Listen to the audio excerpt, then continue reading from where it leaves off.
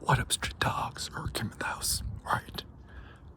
Some philosophical thoughts, philosophical triple thoughts. Do you like my ASMR? Yeah. Okay, so,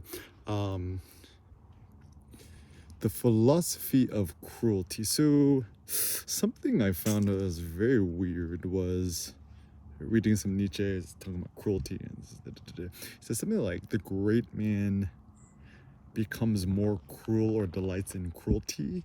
I'm just like, seems like a bizarro thought, and I'm like, what does that mean? And so, insofar much as I was on Wiktionary.org, my favorite website, kind of trying to understand what cruel meant. It actually comes from Crudus, ancient Greek, krewh, Proto-Indo-European, Sanskrit to Crudus. Essentially means like raw, bloody, like blood coming outside your body to wound somebody, to be aggressive, to hit, to push, etc., to strike, or even to clap. So, to be cruel is actually the same word as to be crude, right? So, when people talk in a certain way, which is crude, it's kind of like raw, bloody, fleshy, right? Crude meat, eating bloody, raw, fleshy meat. And so it's kind of interesting because according to Wiktionary.org, in ancient Greek, Proto-Indo-European, pie, called P-I-E, pie, I don't eat pie, there's a difference between blood outside your body and blood inside your body, and they're all so used metaphorically. So to be cruel, we tend to think about like cruel and unusual punishments, like a kid torturing an animal or whatever, or like just prisoners torturing prisoners. So I'm not about that. But maybe cruelty, or to be crude, means to strike, to be aggressive, to draw the blood of somebody else. So first and foremost, I'm all about a peaceful society. I don't want no rando people out there like punching other random people in the face or drawing blood or whatever. That's no bueno. However, the more ethical thought is, should one be permitted to strike back if one is provoked or not? And also, is one allowed to be aggressive and to strike first unprompted? So according to Machiavelli's Il Principe, The Prince, he says, if a prince was wise, if he perceives another nation to potentially become aggressive, one must strike first in order to prevent something bad from happening. So certain, like according to, you think about U.S. history, stuff like that, like the whole like war in Iraq, right? Which I think was totally misfounded. I mean, my theory is it was about oil, right? Might be wrong, but it's kind of like Saddam Hussein, weapons of mass destruction. You remember that, right? And apparently Thomas Friedman, world is flat theorist. This guy is bad news because he might have wrote all these, according to Nassim Taleb, all these the New York Times articles to encourage the war. And so America's theory was to strike first before Iraq could become more powerful, whatever.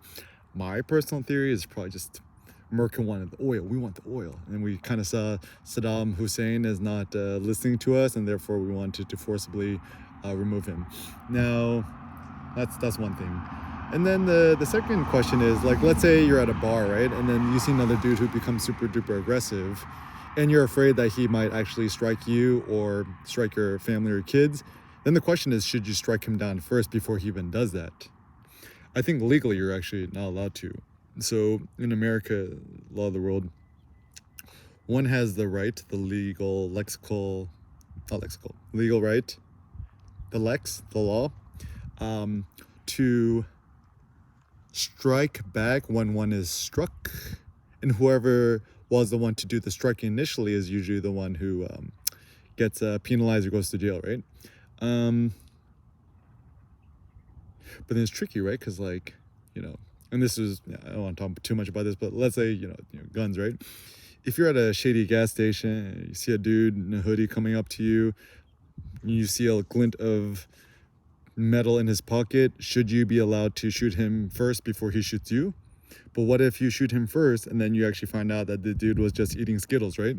And so once again, these issues become very, very tricky. But taking it back to more pragmatic things, right? My personal thought is just leave everyone alone, right? Like, don't meddle in the affairs of others. Don't interact, engage with them. Don't, like, the whole like don't tread on me, the yellow snake thing. It's kind of a good concept for the most part. It's just leave other people alone and let them be. And then conversely, you also want other people to leave you alone, right? I think it's a pretty good thought. It's kind of like via negativist, like don't be an asshole to other people. And actually, even a philosophical way you could approach this too is don't praise others nor criticize others, and or just don't talk about others besides yourself, your wife, and your kid. Maybe don't even talk about your wife or your partner or whatever. Just talk about yourself and your kid. And I think actually it sounds kind of self-centered and quote unquote selfish, as if that were an evil thing. It could be the most virtuous thing one could do. So like, even as a ethical experiment, try to spend a month to not talk about nobody else, whether it be good or bad. So if you see another kid doing a good thing, or a family member doing a good thing, don't praise their virtues nor criticize their vices.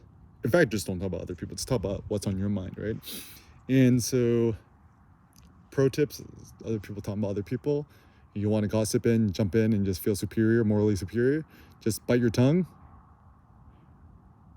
Pause and delay for like 5 to 10 minutes, 20 minutes. And if you still really want to talk about that person, then maybe go ahead and just kind of think it's like, when one talks about other people, what is the end goal or the purpose? Is it to in fact make yourself feel morally superior, or is it that you're just trying to advance a certain argument? I mean, I think for the most part, to psychoanalyze other people, I think it's you tend to be pretty accurate about other people, but once again, not perfectly. Like, I think when you psychoanalyze on other people, it might be like 70 to 80% accurate.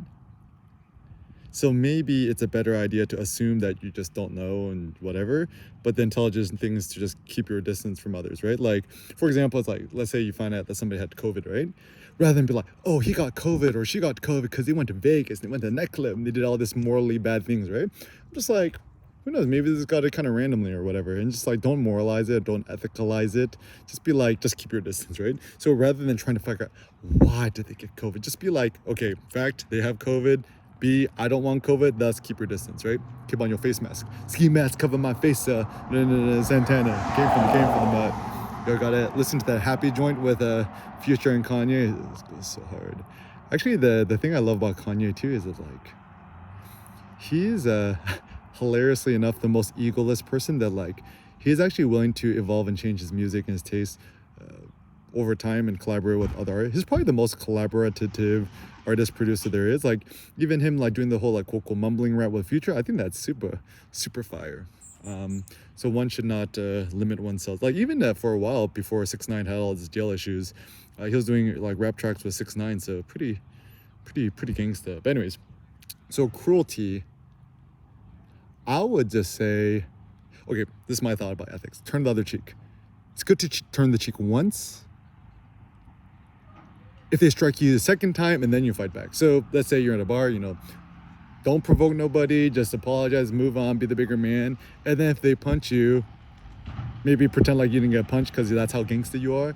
They punch you a second time, then you really strike them down, right?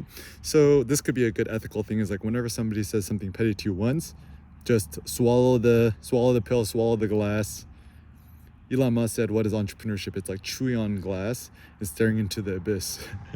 Maybe that could be a nice stoic strategy, just chew on the glass and stare into the abyss. So I think, moving forward in life, this could be like our Jesus meets Stoicism meets Spartan philosophy. Turn the other cheek once, allow them to strike you once because that's how strong you are. Imagine like you're a Geodude and then a Bulbasaur does whip on you. It is not very effective. It like reduces your HP by like 1 point, but it's not very effective, right? But if they do it again, it's annoying, then maybe it's good to fight back.